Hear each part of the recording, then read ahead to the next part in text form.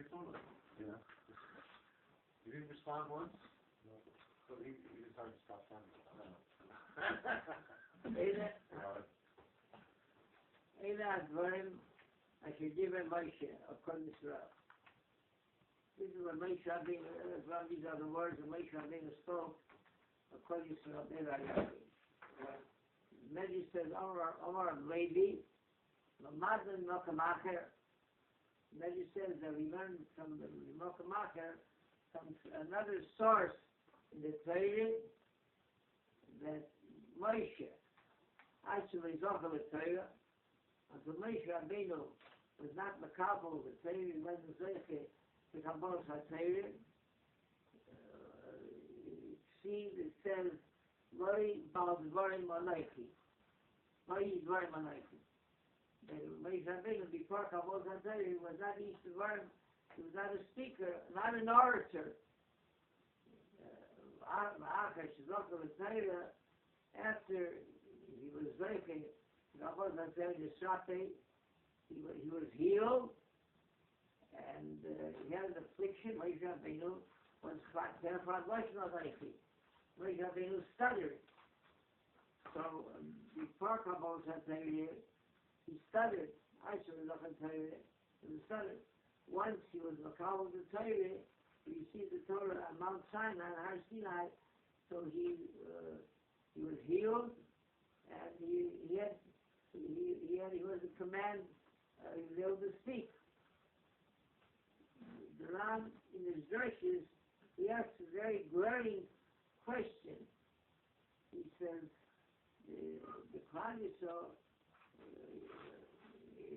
is one of the most difficult people because of their shrewdness and their intelligence and all of their many intellectual virtues, very worldly, and it is worldly, so they are the most difficult consumer in the world. Go sell a Jew something. You know, if you have a Jewish customer on your hand, you have your hands full. You sell something. So it would seem that the nation HaTorah, that Moshe Rabbeinu had such a tremendous task on his hands. He had to tell the Klal Yisrael the Torah. He could have been the greatest orator, the Ram says. He could have been the greatest orator that ever walked the face of the earth. To go sell the Klal Yisrael 630 mitzvahs. Here he said that that's what you call a mouthpiece. Some of them will represent you in part. You're going to send their money for them to the Klal Yisrael and tell them the Torah. So he said like this. Ram says that Moshe Rabbeinu had been an eloquent, dynamic speaker. So generations, years later, the Kabbalah says, my goodness, sure, my Zaydi, my grandfather, my great-grandfather, he was snowed under. There came along somebody, a tremendous speaker with Madison Avenue tactics, embellished it with clever slogans, and take the funny thought, it's not for me, it's not for us. What am I going to do with 613 listeners? That's the burden. There's a Jewish expression, a gesunde Kopf in a kranke Bett. Had I been by Har Sinai, and he would have tried to con me into something like that, I would have showed him up.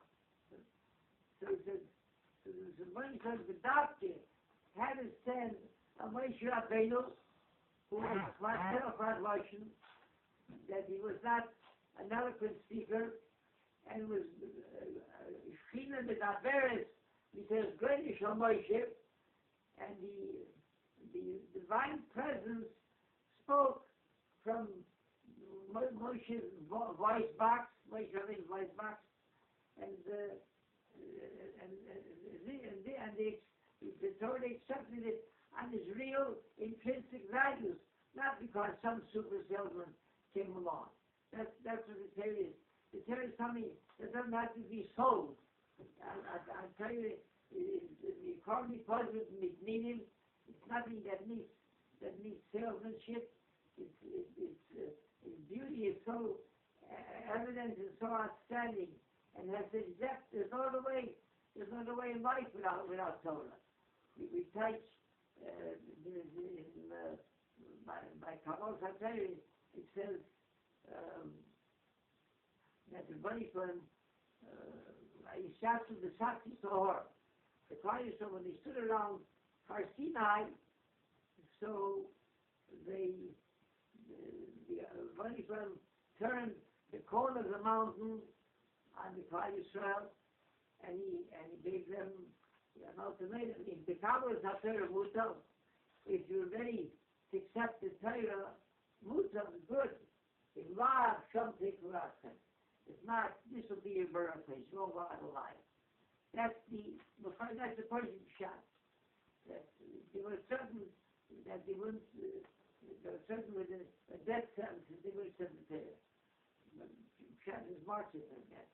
If the Kabbalah is not Torah Mutal, a yid with Torah Mutal, that's what you call living. The love, and without Torah, something else will not have living death. That's more dead than alive. That's not what you call living. Although the very, very, very good, some very beautiful story. One of the greatest, most dynamic Torah speakers in the world was the great Rosh Yeshiva, the Chaim Shmulevich. The Chaim Shmulevich was diagnosed with a terminal illness of growth in his voice box. Doctor said he must operate and remove his voice box. So he went to one of these very Lapian, and he told him about Lapian, and he's going in for surgery. He has to remove his voice box because he hasn't turned. If they don't remove the growth, they'll turn it over. So Lapian told him, Chaz, Sholem.